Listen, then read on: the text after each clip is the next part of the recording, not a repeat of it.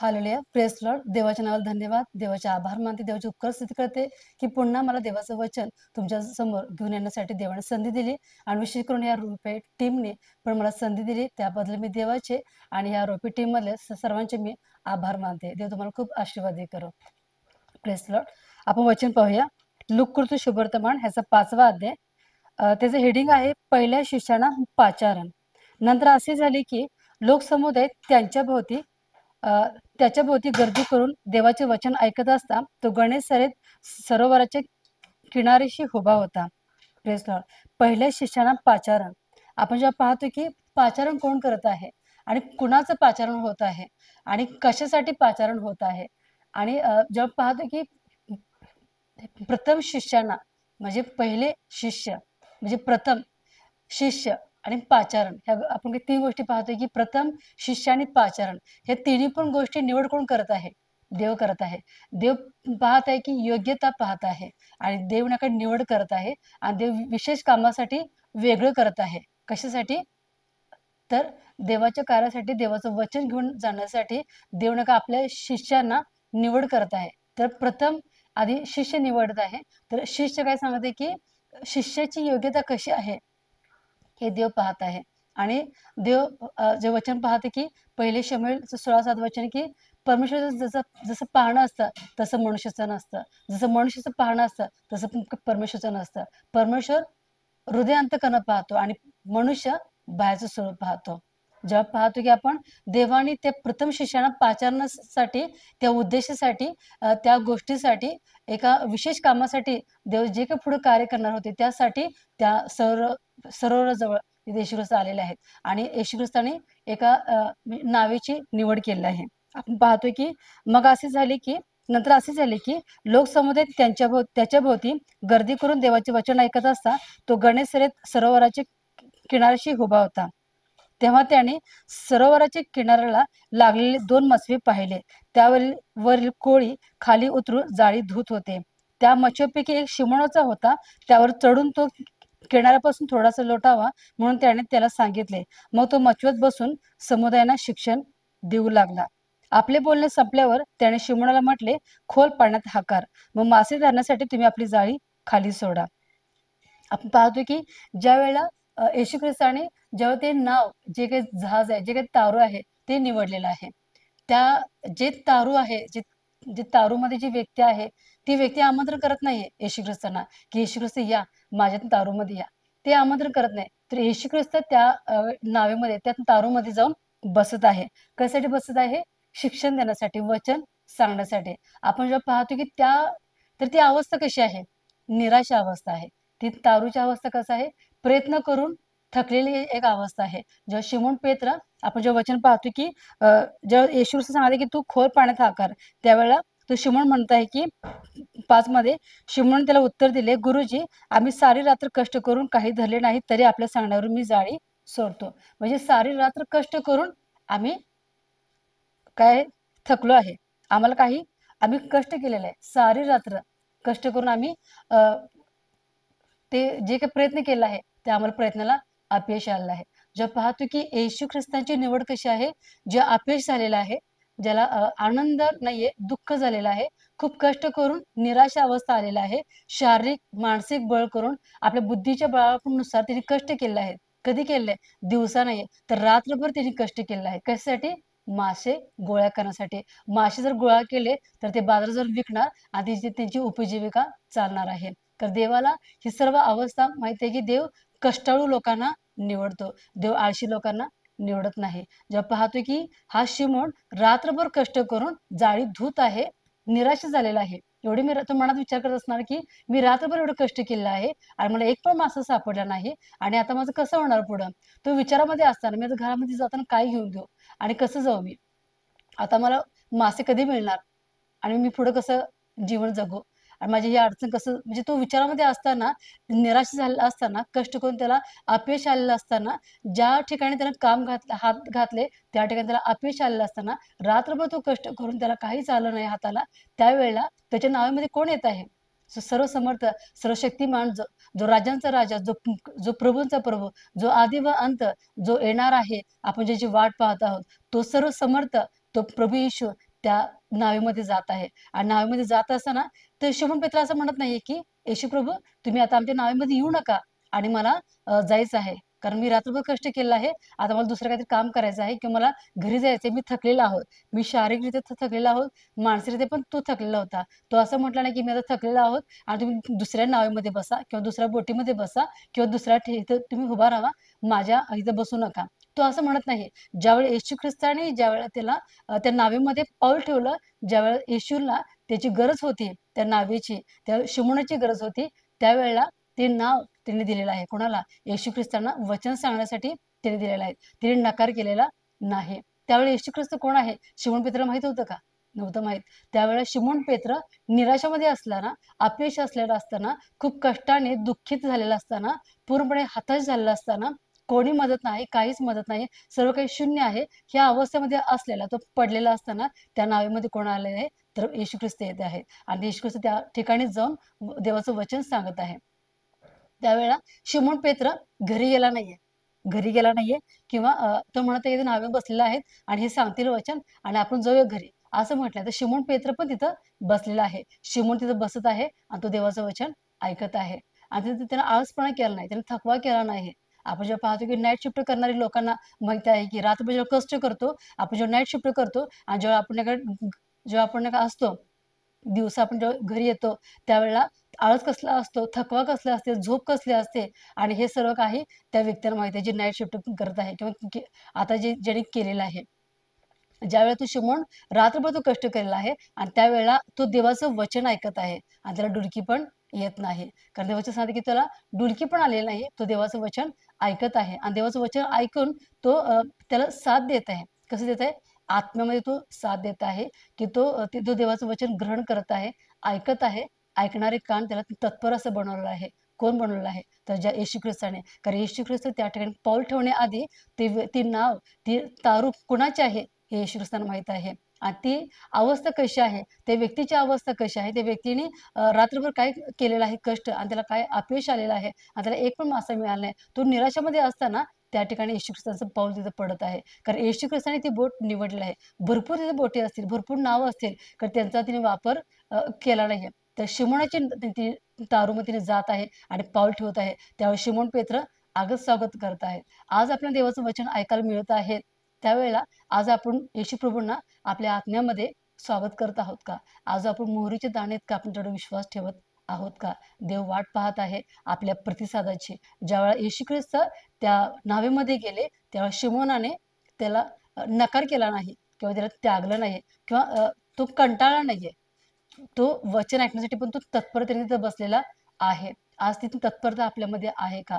आज आपल्यामध्ये चर्चला जाण्यासाठी आपण किती वाजता जातो आपण? आणि आपण चर्चला जाण्यासाठी आपली आतुरता आहे का? आपण जेव्हा ड्युटीला जातो तेव्हा आपल्याकडे थंब असतं, त्यावेळेला आपला पगार कट होणार म्हणून आपण लवकर जातो धावपळीनं. तसं आपण चर्चच्या वेळेच्या आपण आधी जातो का? का चर्च चालू झाल्यानंतर आपण जातो? मला पण तसं एक वेळा उशीर होतो, की चर्च चालू झाल्यानंतर मी जात आहे. कारण माझा पण हा हलगर्जीपणा आहे. आपण जर असेल, की आपण काही तयारी राहिलं पाहिजे, की ज्यावेळेस चर्च आहे, तेव्हा आपला आळस थकवा आपण बाजूला सोडलं पाहिजे आणि आपण लगेच चर्चला आपण गेलं पाहिजे. ज्या ठिकाणी भक्ती प्रार्थना आहे, ज्या ठिकाणी आपली जे काही सहभागिता आहे, त्यामध्ये आपण गेलं पाहिजे. विशेष करून आपण देवाच्या सानिध्यामध्ये जेव्हा बसतो, पहाटे, मध्यरात्री किंवा सकाळी जी वेळ आपली आहे, त्यामध्ये आपण जे बसण्यासाठी आपला आळस थकवा, झोप आपण बाजूला सोडलं पाहिजे. काही गोष्टी सोडल्या पाहिजे, काही गोष्टी त्यागल्या पाहिजे आणि काही गोष्टी आत्मसात केल्या पाहिजे, काही गोष्टी स्वीकारल्या पाहिजे आणि ज्या गोष्टीला आपण दरवाजा उघडला पाहिजे आणि ज्या गोष्टीसाठी दरवाजा बंद केला पाहिजे, हे त्या वेळेला आपण जेव्हा समजणार, जेव्हा तो आपला आपलं ज्यावेळेला तो आपला तो पवित्र आत्मा आपण जेव्हा तो गाईड करणार,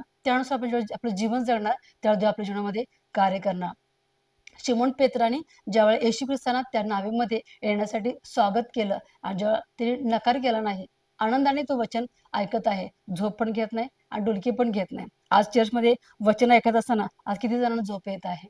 प्रेज लॉर्ड. कारण हे वचन ऐकू नये म्हणून देवाची इच्छा नाहीये, तर कुणाची इच्छा आहे, की आपण वचन ऐकू नये? हे आपण सावधपणा आपल्यामध्ये असला पाहिजे. आपण चर्चला जाण्याआधी गुढी टेकून प्रार्थना केली पाहिजे. देवा, आज जे काही देवाचं वचन मला जे ऐकायला मिळणार आहे तुझ्या सेवकाद्वारे, ते ऐकण्यासाठी माझं कान आणि माझं हृदयाचं कान उघडून दे प्रभू देवा. आम्हाला ते समजण्यासाठी मला तू हृदय तू तसं दे.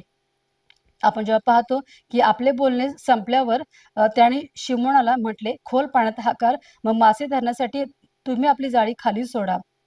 शिमोनाने त्याला उत्तर दिले, गुरुजी, आम्ही सारी रात्र कष्ट करून काही धरले नाही, तरी आपल्या सांगण्यावर मी जाळी सोडतो. Press Lord. आपण जेव्हा पाहतो की ह्यामध्ये तो शिमोन काय म्हणत आहे की गुरुजी म्हणत आहे.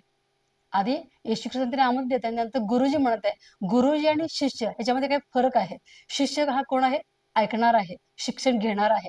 आणि गुरुजी हा शिष्यापेक्षा तो उच्च आहे. आणि हा गुरु हा जो आहे तो शिक्षण देणार आहे. त्याला कळालं की हा येशू ख्रिस्त जो आहे तो कोण साधारण नाहीये.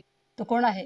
विशेष आहे तो. आणि तो तो देवाचं वचन सांगत आहे. म्हणजे तो एक विशेष आहे. आणि त्यावेळेला तो म्हणते की गुरुजी म्हणताय की आपण आम्ही सारी रात्र कष्ट करून थकलेलो आहोत. आम्हाला काही मिळालं नाही. तरी आपल्या सांगण्यावरून मी जाळीखाली सोडतो. बघा, तो असं राग पण केला नाही, कुरकुर केला नाही, चिडचिडपणा केला नाही. काय तुम्ही सांगताय आम्हाला? आम्ही जाळी धुत होतो म्हणजे आम्ही काय जाळी आम्हाला मासे मिळालेत म्हणून आम्ही जाळी धुत नाहीये. आम्ही रात्रभर कष्ट केलेलं आहे. आम्ही थकलेलो आहोत आणि आम्हाला मासे मिळाले नाहीयेत म्हणून आम्ही जाळी धुत आहे. आणि आम्हाला तुम्ही काय सांगताय? तुमचं सांगून झालं ना आता, तुम्ही जावा आता. असं उद्धरपणा येशू ख्रिस्तांना ऐकायला मिळत नाही. एक लीनपणा, एक नम्रपणा आपण जेव्हा पाहतो शिमोनामध्ये, की शिमोन ज्यावेळेला येशू ख्रिस्तांच्या मुखातून जेव्हा शब्द येत आहे की खोल पाण्यात हाकार म्हणून, तुम्ही आपली जाळी खाली सोडा. त्यावेळेस त्याच्यामध्ये जे काही शब्द येत आहे येशू ख्रिस्तांच्या मुखातून, त्यावेळेस त्याला म्हणजे कसं तो घेत आहे हे खूप महत्वाचं आहे. शिमोनाने रागराग केला नाही, चिडचिडपणा केला नाही किंवा त्याला म्हणजे प्रतिसाद असं दिला नाही की रागाने आम्ही सारी रात्री कष्ट केले आणि तुम्ही आम्हाला काय सांगताय असं बोलला नाही. तर म्हणते की गुरुजी, आम्ही सारी रात्र कष्ट केले कारण आम्हाला काय मिळालं नाही, तरी आपल्या सांगण्यावर मी जाळी खाली सोडतो. जेव्हा पाहतो की ज्यावेळेला खाली जाळी सोडण्यासाठी ज्यावेळेला तो जात आहे आणि तो म्हणत आहे की ज्या जागेला तो जात आहे की आम्ही सारी रात्र कष्ट करून काही धरले नाही, तरी आपल्याच सांगण्यावर मी जाळी सोडतो. आपल्या सांगण्यावरून, तुझ्या पण म्हणत नाही, आपल्या एक आदरानं म्हणत आहे. तुझ्या आणि आपल्या खूप फरक आहे. एक आदरयुक्त असं तो भाषा, आपल्या आदरयुक्त असं गुरुजी हा शब्द तो वापरत आहे शिमोन. कोणाला? तर येशू ख्रिस्तांना. आणि म्हणत आहे की मग त्याने तसे केल्यावर माशांचा मोठा घोळका जाळ्यात सापडला आणि त्यांची जाळी फाटू लागली. तेव्हा त्यांचे जे साथीदार दुसऱ्या मचवत होते त्यांनी येऊन आपणाला सहाय्य करावे म्हणून त्यांना खुणावले. मग त्या आल्यावर दोन्ही मत्स्य इतके भरले की ती बुडू लागले. Press Lord. आपण जेव्हा पाहतो की ज्या वेळेला येशू ख्रिस्ताने जे सांगितलं की खोल पाण्यात हाकार आणि तू जाळी खाली सोड, जेव्हा येशू ख्रिस्तांच्या ज्यावेळेला हाकेला, ज्यावेळेला शिमोनाने उत्तर दिलं, जेव्हा प्रतिसाद दिला, तेव्हा पाहतो की आपण शिमोन पेत्र ज्या ठिकाणी समुद्र पण तेच आहे, जहाज म्हणजे नाव पण तीच आहे आणि शिमोन पेत्र पण तोच आहे, जाळं पण तेच आहे, समुद्र पण तेच आहे, जाळं पण तेच आहे, टाकणारा व्यक्ती पण तोच आहे आणि ती जे नाव आहे, जी तारू आहे, ती पण एकच आहे, बदललेली नाही. जाळं दुसरं घेतलं नाही किंवा तो व्यक्ती बदलला नाही किंवा समुद्र बदलला नाही. तेच समुद्र, तेच जाळं, तीच व्यक्ती आणि तेच तारू, तेच ठिकाण.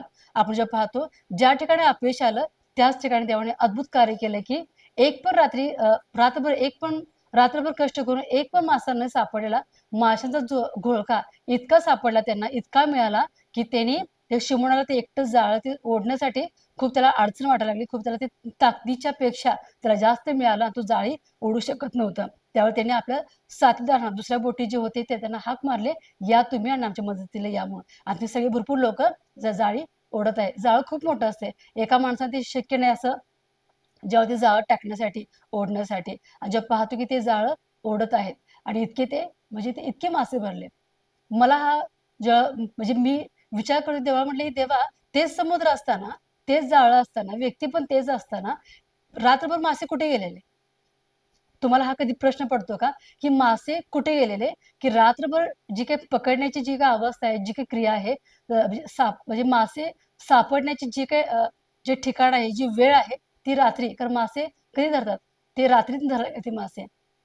तेव्हा मासे ते रात्री कुठे गेलेले आणि सकाळी ते कुठून आले मासे? तेच समुद्र होता ना, मग मासे कुठे गेलेले? मासेला कोण काही किडनॅप करून ठेवलेलं का? Praise the Lord. की मासे कुठे गेलेले? का माशाला त्यावेळेला काय दिसलं नाही का? Praise the Lord. ज्यावेळेला येशू ख्रिस्तांच्या जेव्हा मुखातून जेव्हा शब्द निघाले, खोल पाण्यात हाकार आणि जाळी सोड, त्यावेळेला शिमोनाने ही वाणी ऐकण्याआधी त्या माशाने ते येशू ख्रिस्तांची वाणी ऐकली आणि त्या माशांना कळालं की त्या सर्वसमर्थ जो आमचा निर्माणकर्ता, जो उत्पन्नकर्ता, जो प्रभूंचा प्रभू आहे, त्याला माझी काय गरज आहे. आणि तो मला तिथे बोलवत आहे. कुठं? जाळी कुठं टाकणार आहे तिथं मला गेलं पाहिजे. ते माशाने ऐकलं. त्या माशाचे कान उघडले.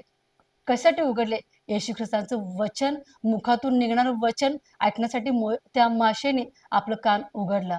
आपण जेव्हा पाहतो की योना जेव्हा तो समुद्रामधून जेव्हा तो त्या जात होता, तेव्हा त्याला त्यामध्ये त्याला टाकलं समुद्रामध्ये. त्यावेळेला त्या माशाने तोंड उघडलं आणि त्याच्या पोटामध्ये गेला. कोण गेला? योना गेला. योना जिवंत राहिला. Praise Lord. त्या माशाला आज्ञा कोण दिली की आता तोंड उघड, कारण योना तर येणार आहे. तोंड उघड. आणि त्याच वेळेला माशाने एक पण वेळ सेकंद मागे पुढे केलं नाही. का योना जर तिथून बरोबर आत उडी मारला आणि बरोबर तो त्याच्या त्या तोंडामध्ये जाऊन त्याने तो पोटामध्ये गेला. म्हणजे मासा पण देवाची आज्ञा ऐकत आहे. म्हणजे पक्षी, प्राणी, जे काय आहे, जनावर आहे, जीवजंतू आहे, ते पण सर्व काही देवाने निर्माण केलंय. आणि देव देव त्या सर्वांच्या त्यांच्या त्या अधीन आहे. आपण जेव्हा पाहतो की ते मासे ज्यावेळेला देवाने मुखातून निघालेला जेव्हा शब्द निघाला की खोल पाण्यात हाकाराने आपली जाळी सोड, तेव्हा माशांना ऐकायला मिळालं की माझ्या प्रभूला माझी गरज आहे. तेव्हा ते तिथे गेले. मासे कुठे गेले? ज्या ठिकाणी तिने सांगितलेलं त्या ठिकाणी. ते पक्षीने डोळ्याने बघितलं की माझ्या प्रभूला माझी गरज आहे. तिथे जाऊन त्यांनी थांबले आणि ते जाळीत टाकले. तेव्हा मासे भरपूर आले. Praise Lord. आपण जेव्हा पाहतो वचन 8 वचन, हे पाहून शिमोन पेत्र येशूला पाया पडून म्हणाला, प्रभूजी माझ्यापासून जा, कारण मी पापी मनुष्य आहे. Praise Lord. हे पाहून शिमोन पेत्र येशूच्या पाया पडून म्हणाला, प्रभूजी. आधी काय म्हणत आहे? गुरुजी. आता काय म्हणत आहे की तो प्रभूजी म्हणत आहे. म्हणजे प्रभू हा मालक आहे. म्हणजे प्रभू याचा अर्थ आहे की मालक, धनी. म्हणजे तो आपल्याला म्हणते की हा मालक आहे, हा धनी आहे. कोण आहे मालक? आपला सर्वसमर्थ, जो निर्माण करता, आपल्या नाकामध्ये जो श्वास ठेवलेला आहे, आपल्याला जो ज्याचा अधिकार आहे, आणि जो आपण त्याची लेकरं आहोत, आणि तो मालक आहे, तो आपला जो काही प्रभू आहे. तो म्हणते की प्रभूजी माझ्यापासून दूर जा, कारण मी पापी आहे. ज्यावेळेला पाहतो की येशू ख्रिस्त जेव्हा त्या नावेमध्ये आल्यानंतर त्यांना पापाची जाणीव झाली नाहीये. जेव्हा देवाचं वचन ऐकण्यात आलं, जेव्हा तिने कृती सांगितली, जाळी तुम्ही टाका पाण्यामध्ये, त्यावेळेला ते मासे सापडले. आणि त्यावेळेला मोशे त्या ह्याला कळालं की शिमोनाला की खरंच हा जो आहे तो गुरुजी आहे, तो तो प्रभूजी आहे. आणि तो म्हणत आहे त्याला पापाची जाणीव झालेली आहे. आणि तो म्हणत आहे की की मी मी पापी आहे आणि तुम्ही माझ्यापासून दूर जा. तेव्हा म्हणत आहे की येशू ख्रिस्त म्हणत आहे की तू ह्यापुढे तू माणसे धरणारा होशील म्हणून. आपण वचन वाचूया. 5 अध्याय वचन 8, 9, 10. हे पाहून शिमोन पेत्र येशूच्या पाया पडून म्हणाला, प्रभूजी माझ्यापासून जा, कारण मी पापी मनुष्य आहे. कारण त्याने धरलेल्या माशांचा घोळका पाहून तो व त्यांच्याबरोबर असले सर्वजण विस्मित झाले होते. तसेच शिमोनाचे भागीदार जब्दीची मुलगी याकूब व योहान हेही विस्मित झाले होते. तेव्हा येशू शिमोनाला म्हणाला, भिवू नकोस, येथून पुढे तू माणसे धरणारा होशील. मग मचवे किनाऱ्याला लावल्यावर सर्व सोडून देऊन ते त्याचे अनुयायी झाले. Press Lord. जेव्हा पाहतो की आपण मचवे जेव्हा मिळाल्यानंतर शिमोन लगेच आवरून मासे गोळा करून तो घरी गेला नाही, बाजारात गेला नाही. तो काय म्हणते की त्याला पापच जाणीव झाली. तो रडत आहे, पश्चाताप करत आहे. आणि त्या येशूच्या प्रभूजवळ तो उठला नाहीये. त्या येशू प्रभू म्हणत आहे की की तू आता माचवे सोड, आणि आता काही तुला माणसे धरणार मी आता करेन. जेव्हा पाहतो की देवाचा मार्ग कळण्यासाठी, देवाच्या राज्यामध्ये आणण्यासाठी शिमोनाचा म्हणजे पेत्राचा देवाने खूप अद्भुततेने वापर करून घेतलेला आहे. आज आपण वाणी कुणाची ऐकत आहोत? आज आपल्या कानावरती जी वाणी ऐकत आहे, त्या आपण वाणीला प्रतिसाद देत आहोत का? कुणाच्या वाणीसाठी आपण म्हणजे काही प्रतिसाद देत आहोत का? झोप अजून, तुझं शरीर थकलेलं आहे, ही वाणी कुणाची आहे? उठ, प्रार्थना कर, माझं येणं खूप जवळ झालेलं आहे, ही वाणी कुणाची आहे? चर्चला नको जायला, खूप जरा अंग दुखत आहे, आज थकवा आलेला आहे, आज कार्यक्रम आहे, तिकडे जाऊया, एक दिवस चर्च चुकलं म्हणून काय झालं, ही वाणी कुणाची आहे? तर नको जावा. देवाची आज्ञा पालन करा, वचनाचं पालन करा, नियमाचं पालन करा. हे कोण सांगत आहे? तयारी राहावा, तयार व्हा, तयारीत राहावा, हे कोण सांगत आहे? आणि अजून वेळ लागणार आहे. किती वर्ष सांगत आता येणार आहे येशू ख्रिस्त अजून नाही आले, हे कोण सांगत आहे? हे वाणी ओळखण्यासाठी सावधपणा आणि विशेष करून नका चातुर्य, ज्ञान आपण देवाकडे मागितलं पाहिजे की देवा, जे वाणी तुझी आहे ते ऐकण्यासाठी मला तू तत्पर दे, माझं कान उघडून दे, माझं हृदयाच्या अंतःकरणाचे पण तू दरवाजे उघडले जाण्यासाठी तुम्हाला मदत कर. आणि विशेष करून तुम्ही आज जे बसला असाल, कोणत्याही परिस्थितीमध्ये तुम्ही अपयश झाला असेल, निराश झाला असेल, तुम्ही थकलेला आहे, एखाद्या गोष्टी तुम्ही काम करून ते जे काही एखाद्या गोष्टी तुम्ही उत्तर मिळत नाहीये, प्रार्थना करून तुम्हाला उत्तर मिळत नाही, किंवा तुम्ही तुमच्या बलाने तुमच्या जे काही शक्तीने तुम्ही केलं आहे, तुम्हाला अपयश आलं आहे. जेव्हा तुम्ही ते विषय जेव्हा तुम्ही देवाकडे घेऊन जाणार, जेव्हा देवाच्या हातात तुम्ही जे समर्पण करणार, प्रार्थना करणार आणि ज्यावेळी तुम्ही विश्वास ठेवून ते देवाकडे हातात तुम्ही दिलेला आहे, तुम्ही निश्चिंत राहणार, त्या देव जीवनामध्ये आपलं कार्य करणार आहे. जेव्हा येशू प्रभूला आपल्या अंतःकरणात तुम्ही घेतलेलं आहे का? घेतलं आहे तर कसे घेतलेलं आहे? आणि जेव्हा येशू ख्रिस्त आपल्या अंतःकरणामध्ये आलेला आहे, तर आपल्याला जाणीव काय-काय गोष्टीची होत आहे का? हे खूप महत्त्वाचं आहे आणि त्याचा आत्मपरीक्षण आपण करूया. देव करो हे वचन तुम्हाला आशीर्वादही करो. सर्व गोष्टी आपल्याला मिळण्यासाठी एकच मार्ग आहे. तो म्हणजे निराश झाला असेल, थकलेलं असेल, अवस्था पूर्णपणे संपलेला असेल, शून्य अवस्था असेल, डॉक्टर सांगितलं की रिपोर्ट पूर्णपणे असंच झालेलं आहे. कारण काही पण अवस्था असू दे, त्या देवाला शून्यातून उभं करण्याचं सामर्थ्य आपल्या देवामध्ये आहे. ठिकाण पण तेच असू दे, व्यक्ती पण तोच असू दे, समुद्र पण तेच, पण सर्व काही होतं. कारण देवाने त्याच व्यक्तीचा, त्याच समुद्राचा, त्याच जाळ्याचा देवाने वापर करून घेतला आणि अद्भुत कार्य केलं आणि बाहेरचे लोकं सर्वजण पाहायला आले की आश्चर्य झाले. आज आपल्या जीवनामध्ये आपलं जीवन पण हेच आहे. आपलं नाव पण हेच आहे. आपलं आयुष्य पण हेच आहे. आपलं गाव पण ठिकाण पण हेच आहे. ह्याच ठिकाणी आपण जे अपयश झालोय, निंदेलं आहे, चिडकारलेलं आहे किंवा धिक्कारलेलं आहे, तर देव त्याच ठिकाणी देव आपल्याला आशीर्वादी करणार आहे. आणि मनुष्याकडे पाहू नका, तर देवाकडे पहा. देव अद्भुत कार्य करण्यासाठी समर्थ आहे. तुमचा प्रतिसाद आणि तुमचा विश्वास खूप महत्त्वाचा आहे. आपण प्रार्थना करूया. देवा तुमचे मी आभार मानते, उपकार सुद्धा कधी प्रभू. आजचा दिवस दाखवला तेव्हा तुमचे मी आभार मानते. हे वचन दप्पा सांगण्यासाठी देवा तुम्ही मला कृपा पुरवला, तुम्ही माझा वापर करून घेतला. आवश्यक दप्पा टीमचा मी तुमचे आभार मानते प्रभू. त्या टीमलाही आशीर्वादी करा की हे वचन घेऊन जाण्यासाठी तुम्ही त्यांचा वापर करून घेते. तुमचे आभार मानते. ज्या दप्पा लेकरांना दप्पा तुमचं वचन ऐकले दप्पा, वेळेत वेळ काढून दप्पा तुमचं वचन ऐकण्यासाठी बसले देवा. आज तुम्ही त्यांना आशीर्वादी करा. जो तुमच्याकडे येतो दप्पा तो कधी रिक्त हाताने परत जात नाही प्रभू. आज दप्पा जे निराशा अंतःकरणाला आले असेल, जे खचलेले, थकलेले अवस्था आलेमध्ये असतील दप्पा, अश्रू आलेले असतील दप्पा, किंवा जे दप्पा पूर्णपणे काही घडणार नाही असं आलेले दप्पा. कारण देवा आशा देणार देव आणि आशा पूर्ण करणार तुम्ही देव आहे देवा. सर्वांची अवस्था बदलून टाका, सर्वांची प्रार्थना, विश्वास वाढव देवा. तुमचं गौरव, तुमची महिमा त्याच्यावर तुम्ही करून घ्या देवा. आमची प्रार्थना ऐकला, धन्यवाद प्रार्थना आमचा लवकर येणारा येशू ख्रिस्त याच्या नावात विद्या. आमेन.